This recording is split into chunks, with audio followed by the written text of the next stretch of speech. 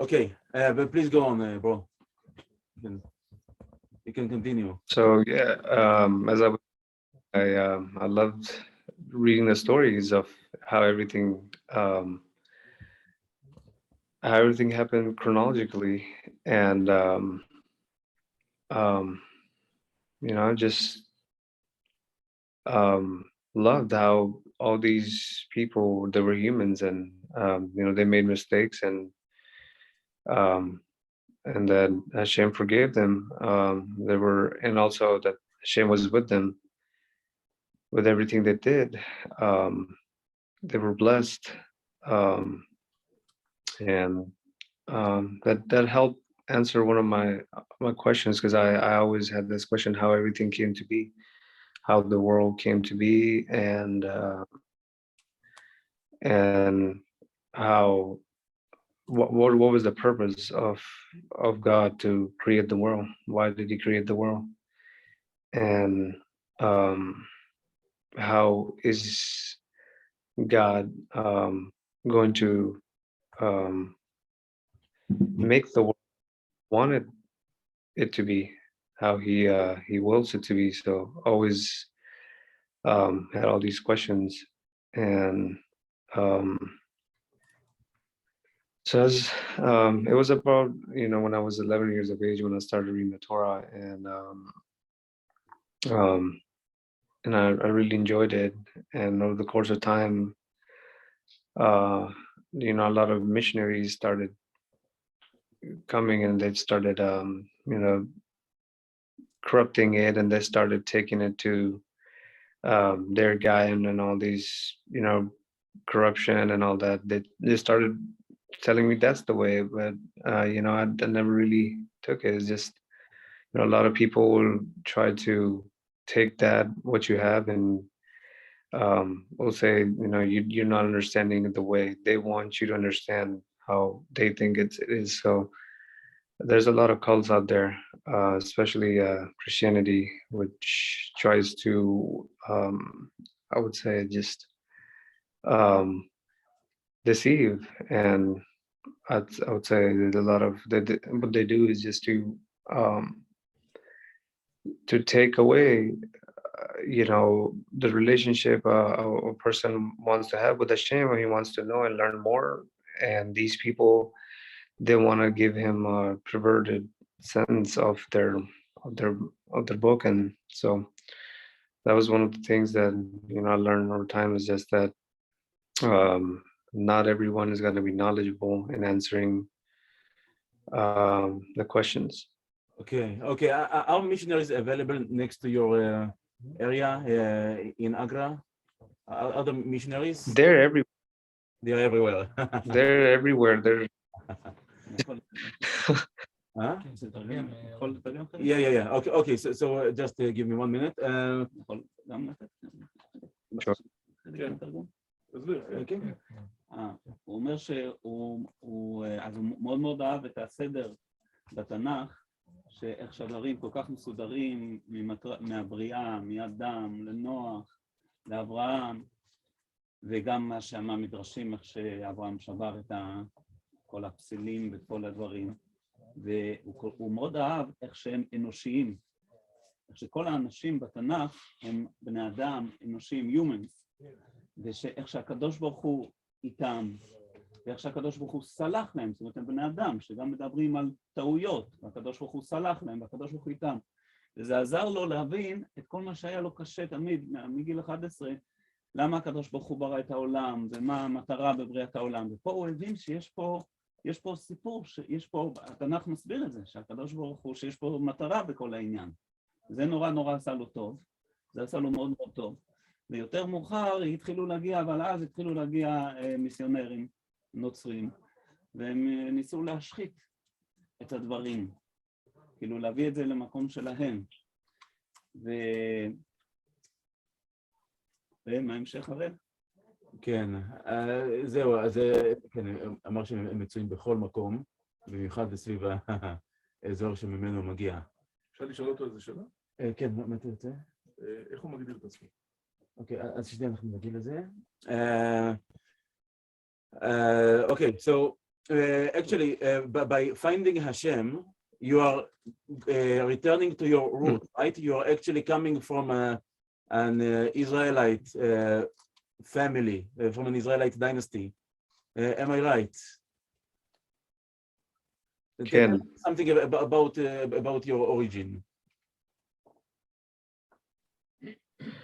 Well, my origin is I came from a Pathan family, Pashtun. A lot of people call Pathan-Pashtun or Pathans in India. Is what they're called.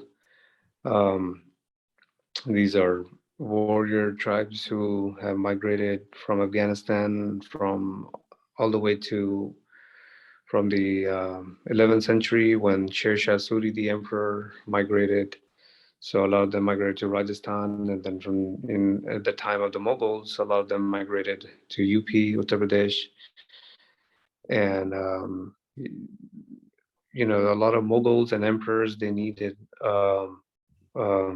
these warriors, Pathans, to help rule India better, and they knew that Mughals will Pathans will keep a good job in ruling and helping fight the wars with the Indian kings. And so that's where I descend from. Both sides of my family have Pathan in them, and my father's side, both of my grandparents are Pathans, and my paternal grandfather is from the Salarza tribe, and which a lot of people link to. They say that they're descended from the royal family of Shaul, and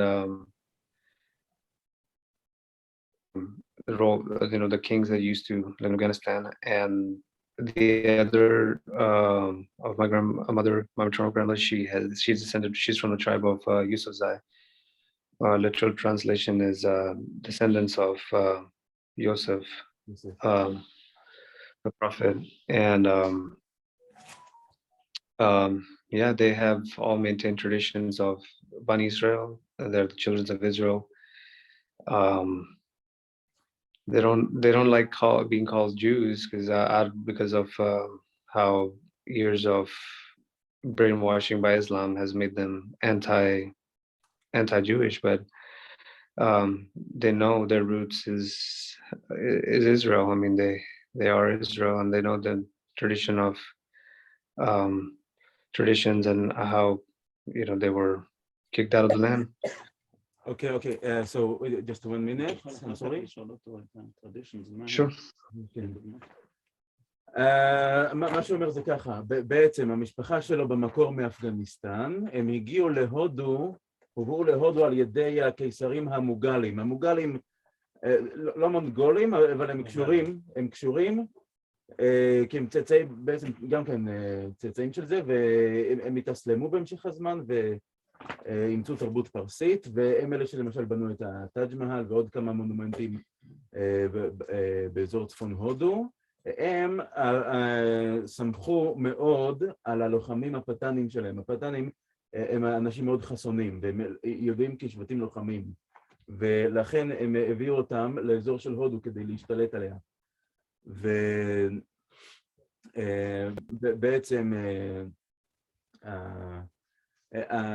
אז הוא אומר שצד אחד של המשפחה שלו מיוחס לשאול המלך, ועוד צד אחר שייך לחמולה שנקראת יוסוף זי, שזה בעצם יוסף, הם מיוחסים ליוסף. Bro, I would like to ask you a question. Is there any evidence on Israelite origin among the Pathans? Like traditions. Yeah, can you elaborate about traditions that have been preserved among Pathans during the years? It's most certainly in Afghanistan. If you see, like, how they call themselves Bani-Israel, that's one tradition, just the oral tradition of saying that, they have, Bani-Israel blood in them. The others are if you see in Afghanistan, Pathans don't follow Sharia, the Islamic law. They follow Pashtunwali, which is derived straight from the Torah without any rabbinic commentary on it. It's just straight Torah. So if someone is judged based on according to straight Torah, there's no leeway. There's no rabbinic mercy, and it's even found over there now in India. However, since it became a secular country and all the other things, it's not. The Pashtuns who live in India or Pakistan, you'll see they don't follow Pashtunwali. They follow the Sharia, because that's where they got absorbed into the mainstream Islam, and so they Parallels don't follow between Pashtunwali and Torah. Can you mention some parallels between? I mean, let's say if someone gets caught in adultery and there's a slight hint, and they don't need witnesses. They just they stone both the man and the woman. In adultery, yeah? In the case of adultery. Yeah, in the case of adultery, in the case of if someone was tried for manslaughter, the person is allowed to leave town and skip town and live in a town that is designated for manslaughter and live there a couple of years before he can return.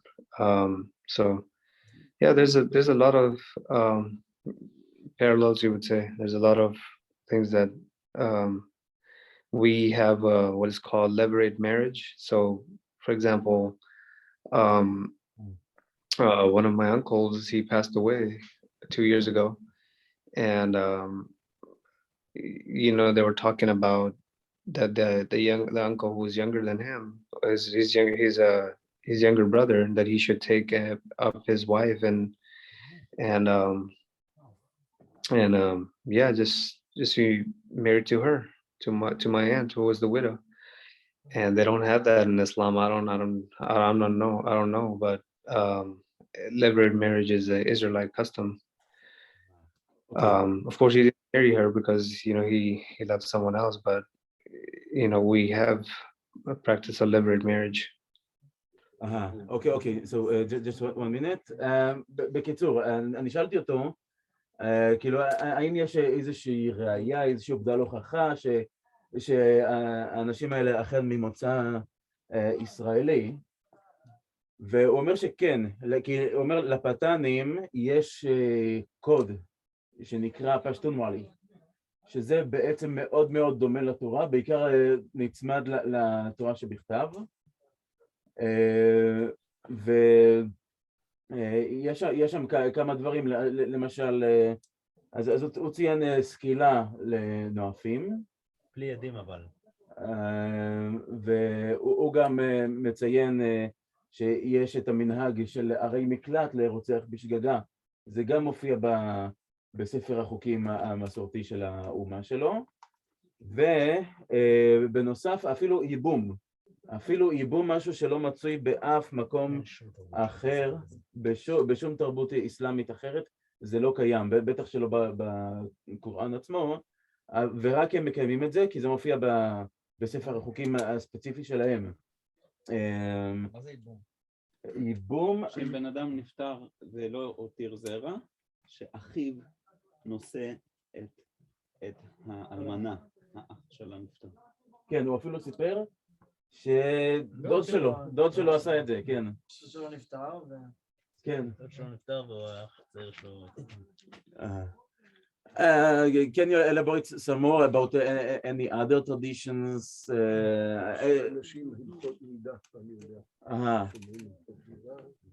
Other traditions would be, there are people here are asking, there are rumors that Pathans preserve other Jewish traditions, such as lighting Shabbat candles on a Friday evening, and also that the wife separates from her husband during the period time. Is it Yeah. correct? Can you confirm? The nida period, yes, that is correct. Regarding the lighting of candles on the Shabati, is only in Afghanistan, and people who migrated from there to other parts like Pakistan and India, they don't keep that custom. But because, like I said, they got absorbed into the mainstream Islam. But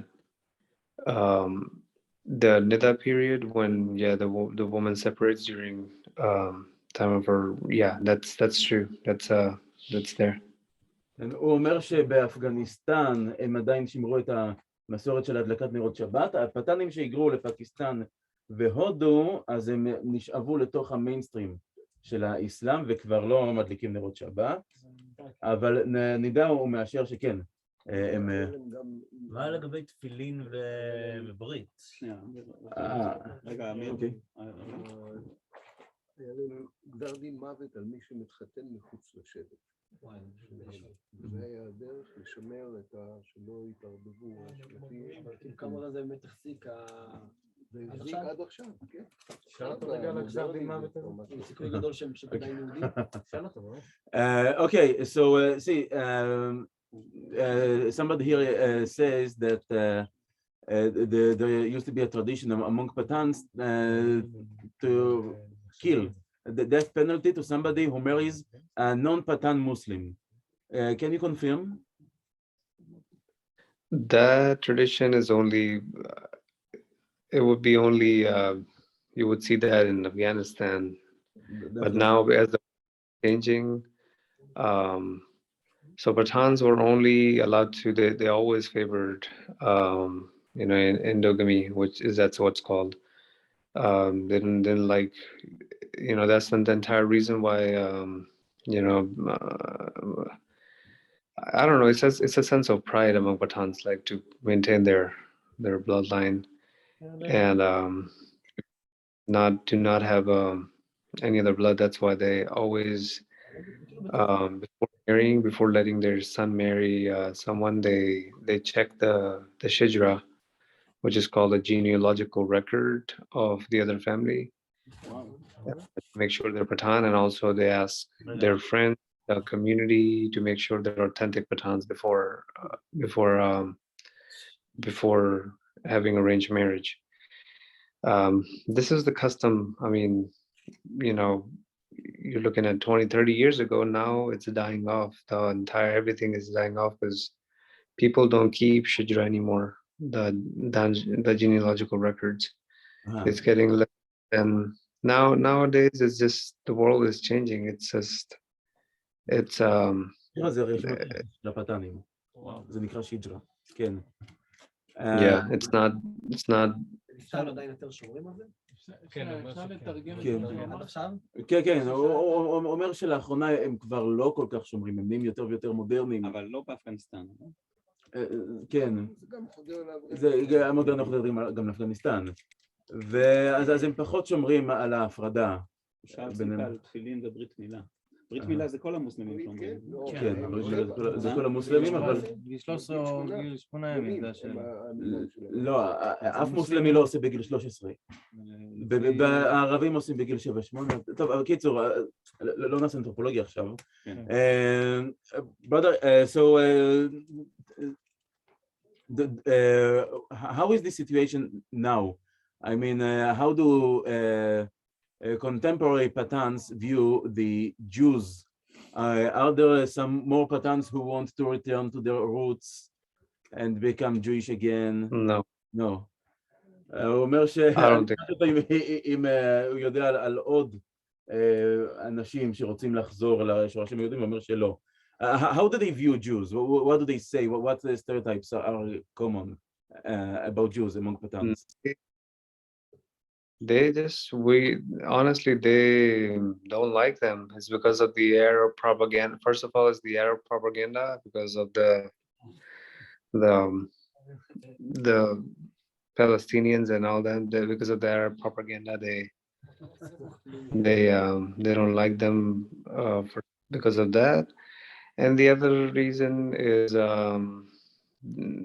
I don't know. I think because there's always this kind of hostility when you say, hey, you know, I mean, I was fine with that, but you know, I mean, I've talked to, you know, family members. Hey, we're relatives of the Jews. We're related to the Jews. Jews are our brothers. To which All of them are aware of their a lot of them origin? don't have any. All of them are aware of their Israelite origin? Say that again. I mean, are all patans aware of their Jewish roots? I would say they call themselves Bani-ישראל, which is Bani-ישראל is, you know, basically the children of it. All patans know about this. This name Bani-ישראל is all patans call themselves or just certain tribes? I would say certain big tribes like the Yusufzai, they call themselves Salarzai, certain tribes. There's because here's the thing, in Pathans, there's a lot of tribes. Few of them have Turkish origins, but most of them are Bani-Israel. Most of them are, you know, they're, I would say, have Jewish roots, but not every tribe has Jewish roots. אוקיי, אז אני שאלתי אותו מה היחס ליהודים, והוא אמר שרובם שונאים יהודים בגלל תעמולה ערבית. הם כיום מוסלמים קיצוניים ברובם, ועם זאת רובם מודעים למוצא שלהם מבני ישראל. הם מודעים לעבר שלהם. זה בגלל אפגניסטן או כבר כאילו רק בהודו? לא, כן. בגלל שונאים יהודים. Okay. Okay, so brother, we want to thank you for your participation. Thank you.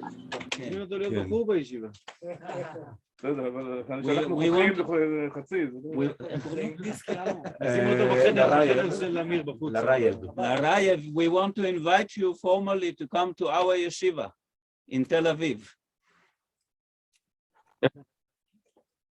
I would be very. I'm looking forward to that. I want to meet the rabbi. I want to meet. משהו שיגיד על הגאולה, משהו, יחי אדוננו, משהו, לא יודע להגיד. לא לימדת אותו? עוד לא. זה בתהליכים. מה אתה... איך אתה... תרצה לדבר איתו קצת? הוא כבר מוכן, אני רוצה שירצה. תוריד את זה. אבל בוא נספר לו, רק נכיר לו. Let's just make you meet our host here. He is a person who went by foot to Afghanistan already many years ago, about more than 40 years ago. He's called Amir Doromi, that's him. And he's one of the first people to talk to the Jewish people in Israel about he was in the mountains of Afghanistan and they were going to kill him. And when he told them that he's from Israel, he didn't know that he just said it just because they asked him questions. And when he answered them that he's from Israel, they immediately changed the whole energy and they saw him as one of theirs and they respected him and loved him. That's his story. We're going to hear the story from him soon now. So just say hello to Amir. That's Amir. Hello. He built this farm without electricity, without water, all by himself about 40 years ago. Here next to Beit Shemesh.